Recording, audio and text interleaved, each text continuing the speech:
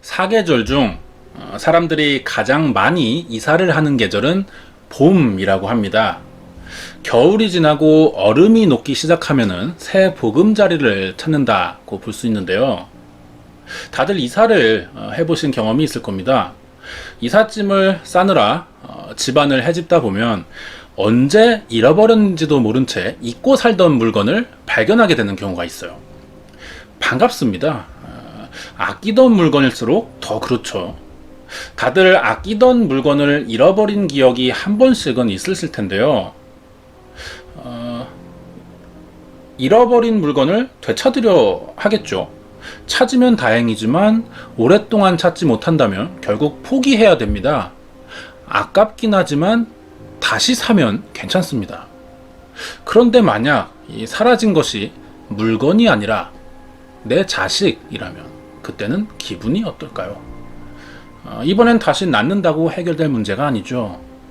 인간이 가장 강하게 애착을 느끼는 것이 바로 자식에 대한 마음이 아닐까 싶은데요. 작년 한 해 2만 명에 가까운 아이들이 실종됐었습니다. 그중 46명은 아직도 집에 돌아가지 못하고 있는 상태인데요. 자식을 잃어버린 부모는 절대로 이사를 하지 않는다고 합니다. 내 아이가 언제든 다시 집으로 돌아올 것이라는 믿음이 강하기 때문이죠. 이곳은 대전시에 사는 주부 최 씨의 집입니다. 93년부터 11년째 살고 있는데요. 2004년 2월 3일 낮에 집안 청소를 하고 있던 도중 집에 초인종이 울립니다. 최 씨는 남편과 둘이 살고 있기 때문에 대낮부터 연락 없이 찾아올 사람은 없었거든요.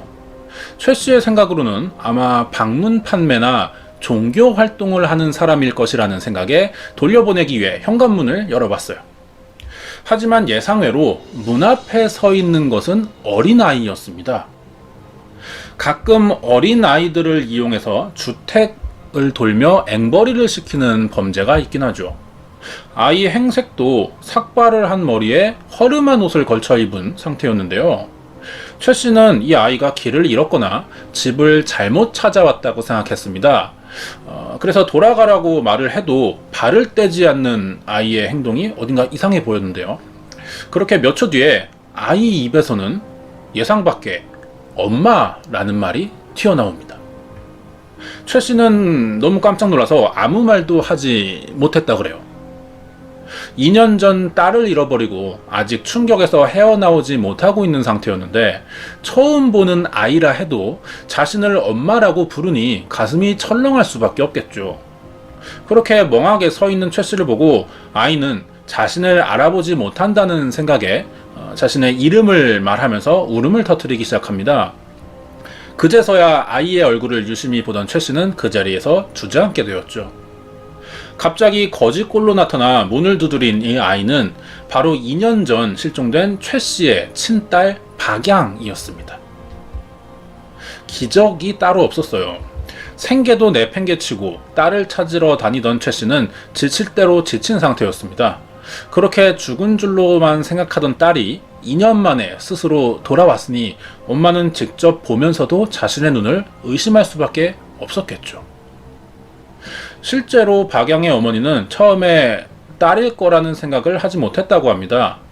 유괴 사건이 어려운 이유는 어린아이일수록 빠르게 자라기 때문에 조금만 시간이 지나도 외형이 쉽게 바뀐다는 특성이 있어요. 박양도 실종 당시와 체형이 많이 달라졌고요. 행세까지 초라했으니 아무리 엄마라도 언뜻 봐서는 알아보기 힘들었겠죠. 자, 그렇다면 어느 날 갑자기 사라졌다가 2년 만에 나타난 이 아이에게는 그동안 무슨 일이 있었고 어떻게 집으로 다시 돌아올 수 있었던 것일까요? 실종 당시의 이야기부터 알아보겠습니다. 사건은 2002년 1월 23일 오전 9시에 일어났습니다. 대전에 살던 9살 초등학생 박양이 사라지면서였는데요. 이날 박양은 미술학원에 간다면서 집을 나섰어요. 하지만 학원이 끝날 시간이 지나도 집으로 돌아오지 않았습니다. 저녁이 되도록 박양이 오지 않자 불길한 예감을 한 박양의 부모가 경찰에 실종 신고를 했는데요. 부모의 말이나 정황상 박양이 스스로 가출하지는 않았을 겁니다. 초등학교 2학년밖에 되지 않는 아이가 가출을 선택할 이유도 없었고, 평소 박양이 부모 속 한 번 썩인 적 없는 착한 딸이었다고 합니다. 평소 행실로 봐도 친구나 다른 사람의 유혹에 빠져서 부모를 속이고 다른 곳에 갔을 리도 없었어요. 그렇게 며칠간 박양의 소식을 알 수가 없었고, 실종 당일 박양을 봤다는 목격자도 나타나지 않았습니다. 경찰은 납치나 유괴 등 범죄 연루 가능성을 염두에 두고 수사에 착수한 상태였어요. 만약 유괴라면 사건이 장기화될수록 아이의 목숨이 위험해질 확률이 높았기 때문에 신속한 소재 파악이 필요했죠. 유괴 사건은 평소 아이를 알고 있는 사람에 의한 범행인 경우나 부모와 갈등이 있는 사람이 보복이나 어떠한 거래를 위해 유괴하는 경우가 많습니다. 이런 점을 근거로 이웃집과 부모와 알고 지내던 사람들을 상대로 탐문 수사를 벌였고요. 동시에 먼저 박양이 이동했을 것으로 추정되는 현장 주변에 대한 수색을 시작해봅니다. 하지만 용의자로 지목할 만한 인물이 나타나질 않았는데요. 사건 발생 추정 시각이 아침이었죠. 유동인구가 많아지는 오전 시간이었는데도 목격자 한 명 남기지 못한 채 사라졌던 것이었습니다. 보통 납치나 유괴 사건의 경우 범인은 가족에게 전화를 걸죠. 그래서 돈을 요구하거나 아이와 함께 교환할 무언가를 말하게 되는데, 아이의 집으로는 한 통의 협박 전화도 걸려오지 않는 점도 이상한 상황이었어요. 이러한 점은 박양이 꼭 범죄에 연루된 것은 아니라고 볼 수도 있겠지만, 반대로 범인이 유괴 이후 아이를 통제하지 못해서 당황한 나머지 우발적으로 살해했을 가능성도 보여주는 상황입니다. 특히 박양이 여자아이라는 점을 감안하자면 일부러 어린아이를 노린 악질 성범죄자의 소행일 가능성도 충분한 상황이었죠.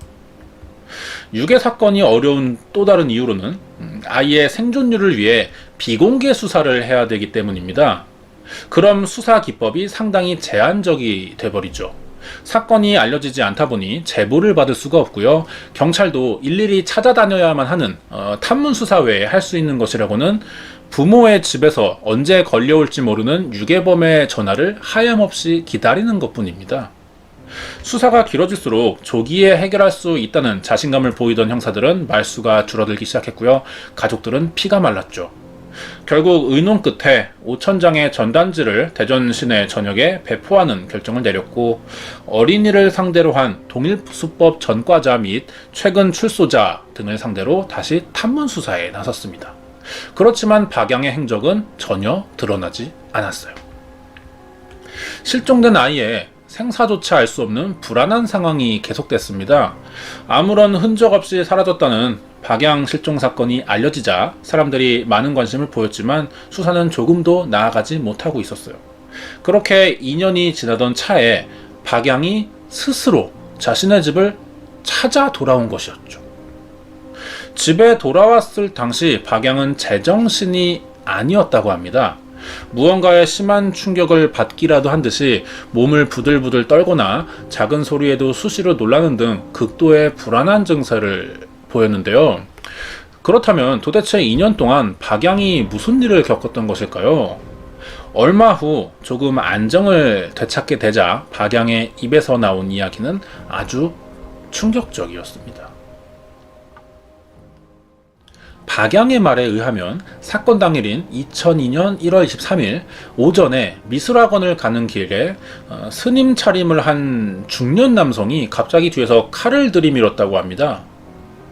그렇게 신원을 알 수 없는 남성에게 납치된 박양은 범인이 사는 집으로 끌려가 쇠사슬로 묶인 채 감금당했다고 하는데요. 3일 후 쇠사슬을 풀어주더니 박양의 머리를 깎은 후 승복을 입히고 동자승 교육을 시켰다는 것이었습니다. 반항이라도 하면 심한 욕설과 구타가 이어져서 도망칠 생각도 하지 못했다 그래요. 들어본 적이 없는 범행 수법이죠. 범인이 박양을 유괴해서 동장승으로 만든 이유는 바로 돈 때문이었습니다. 그날부터 전국을 떠돌아다니며 강제로 앵벌이를 강요했고 길거리와 가정집 등을 보내서 자신이 그린 달마도나 부적 등을 팔게 했던 것이었죠. 겉으로 보기에 범인과 박양은 아빠와 딸이라고 보기에는 나이 차이가 많아 보였지만 스님과 동자승 차림을 하고 있으니 의심하는 사람이 없었습니다. 오히려 사람들이 동자승이 된 박양에게 많은 관심을 보였고요. 아주 쉽게 그림을 사줬다고 합니다. 그림과 부적을 10,000원에서 20,000원 정도에 팔았고 중간에 동냥까지 시켰던 것으로도 밝혀졌어요. 박양의 진술을 토대로 경찰은 즉시 범인 추적에 나섰습니다. 하지만 그동안 전국을 떠돌아다닌 탓에 박양은 범인과 살던 동네를 정확히 기억하지 못하고 있었지만 한 가지 단서는 있었어요. 박양이 버스를 탄 곳이 김해였다는 것과 골목길에 흰색 대문이 있는 허름한 집에서 살았다라고 기억을 한 것이었죠. 경찰이 급하게 김해로 내려갔지만 범인의 행적을 찾기는 쉽지 않았습니다. 박양이 기억하고 있는 골목길의 흰색 대문집이라는 단서만으로 범인이 거주하는 집을 찾는 것은 한계가 있었던 거죠. 특히 주기적으로 지역을 옮기며 떠돌아다니는 범인의 특성으로 볼 때 범인이 아직 김해에 머무르고 있는지도 확실하지 않은 상태였어요. 그러던 중 이 김해에서 스님에게 부적을 산 적이 있다는 사람을 만나게 되는데요. 범인이 자신을 알리는 전단을 만들어서 그림과 부적을 함께 팔아오고 있었다는 정황을 포착하게 된 것이죠. 그렇다면은 범인은 분명히 이 다량의 전단지를 복사하기 위해 인쇄소를 방문했을 가능성이 높을 겁니다. 실제 경찰 수사도 이것이 결정적이었죠. 김해 시내의 인쇄소를 조사한 결과 범인이 전단지를 주문했던 인쇄소를 찾아내게 됐고요. 해당 유인물에 나와 있는 승려의 사진을 가지고 박양에게 보여주자 범인이 맞다는 말을 듣게 됩니다. 조사 결과 박양을 납치했던 범인은 해철 스님이라고 불리는 52살의 김씨로 언론사 기자가 자신을 인터뷰한 것처럼 가짜 전단지를 만들어서 신분을 포장하는 데 써왔던 것이었어요. 김씨는 자신의 사진과 전화번호까지 적어놓고 거짓 이력들을 써놨습니다. 그렇게 사람들을 속여서 그림과 부적을 팔고 있었던 것이었죠. 거기에 범인은 다른 스님의 승려증까지 도용한 가짜 스님이었습니다. 그리고 이미 초등학교 여학생을 성폭행한 혐의로 8년간 복역하다가 3년 전에 출소한 전과자였었죠. 이렇게 며칠간의 추적 끝에 경찰은 김씨가 사는 김해의 집을 찾아냈는데요. 가보니 집에는 아무 인기척도 없었습니다. 집주인인 할머니의 말로는 이 집에 새들어 살던 사람은 얼마 전에 이사 갔고 지금은 아무도 살지 않는다는 말을 했는데요. 아마도 박양이 집에 돌아오게 된 일로 수사가 시작될 것을 눈치채고 도망친 것 같습니다. 하지만 경찰은 혹시나 하는 생각에 집 주변에서 당분간 잠복을 하며 이후 정황을 살펴보기로 했죠. 여기서 뜻밖의 수확이 생겼어요. 잠복을 시작한 지 며칠 만에 아무도 살지 않는다는 이 집안으로 여성 하나가 들어가는 것을 보게 됩니다. 경찰이 쫓아가서 신원을 물어보니 박양을 납치한 김씨의 동거녀였어요. 그래서 경찰이 동거녀에게 김씨의 행방에 관한 질문을 몇 가지 시작해보고 있는데 이때 갑자기 밖에서 큰 소리가 들려왔습니다. 경찰이 집 밖을 나가보니 지붕 위에 숨어있던 김씨가 뛰어내리면서 도망치는 소리였던 거죠. 이날 김씨는 경찰의 추적을 뿌리치지 못해서 검거가 됐고요. 취조를 통해 그동안의 범행 사실을 전부 털어놓게 되었죠. 박양이 집에 돌아올 수 있었던 이유는 범인이 직접 풀어줬기 때문이었습니다. 그 뒤로 김씨는 동거녀와 함께 부부 승려 행세를 하고 있었는데요. 경찰 조사에서 박양을 납치한 이유에 대해 물어보자 혼자 살다 보니 외로웠는데 길에서 박양을 발견하고는 자식같이 느껴져서라는 진술을 했어요. 처음엔 3년 전 출소를 했지만 막상 할 수 있는 일이 없어서 먹고 살 일이 막막해지자 어린아이를 이용한 범행을 계획했다고 털어놨습니다. 하지만 조사 결과 드러난 김 씨의 범행은 용납될 수 없을 정도의 악질적인 소행들이었죠. 진술이나 범행 정황을 봐도 단지 생계 수단을 위해 미성년자를 납치했다고만은 볼 수가 없었어요. 초등학생을 성폭행한 적이 있던 전과만 봐도 충분히 성도착증 기질이 다분한 인물로 생각이 드는데요. 그 중에서도 가장 경찰이 경악했던 것은 노예처럼 사육당하다시피 한 박양의 생활이었습니다. 박양은 낮에 그림 장사와 앵벌이를 했는데 이용됐고요. 밤에는 계속 성폭행을 당해오던 것으로 드러났습니다. 성인도 감당하기 힘든 일을 9살짜리 아이가 2년간 겪었던 것이죠. 그러면서 수시로 박양을 구타했고 죽이겠다는 협박도 있었어요. 감금까지 했던 것은 아니었습니다. 하지만 하루 종일 감시당하는 탓에 박양이 도망칠 엄두도 내지 못했었고, 한 번은 도망치려다가 붙잡힌 적이 있는데 그때 박양을 산으로 끌고 올라가 묻어버리겠다며 협박까지 해왔습니다. 특히 김 씨는 온몸에 새겨진 문신을 자주 보여주면서 박양을 위협하기도 했었는데요.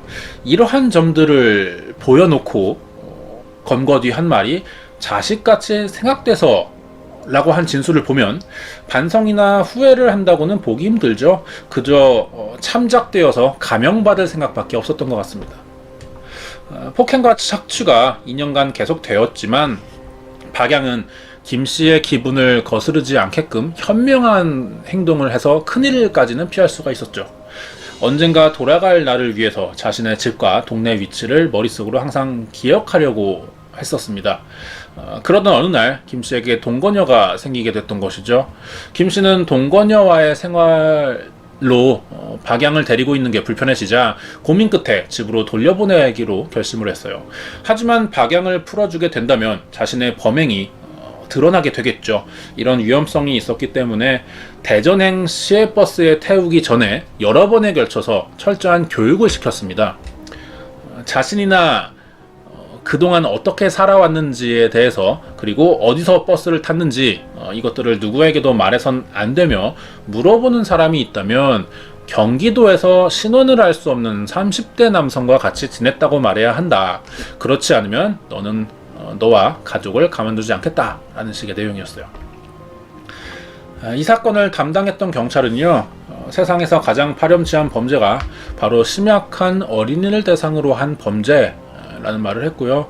이 사건을 계기로 우리 사회의 수많은 실종 아동들을 다시 돌아보는 계기가 되었으면 한다라는 소감을 밝혔습니다.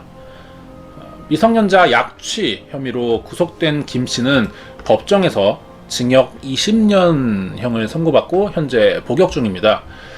미성년자를 대상으로 하는 성범죄 재범률이 상당히 높죠. 김 씨는 2024년이 되면 다시 밖으로 나오게 될 겁니다. 6년 후가 되는데요. 이번엔 경찰이 철저히 관리를 해서 같은 범죄가 다시 발생하지 않기를 바랍니다. 여기까지가 2002년 1월 23일 대전에서 발생한 초등생 여아 납치 사건 파일이었습니다.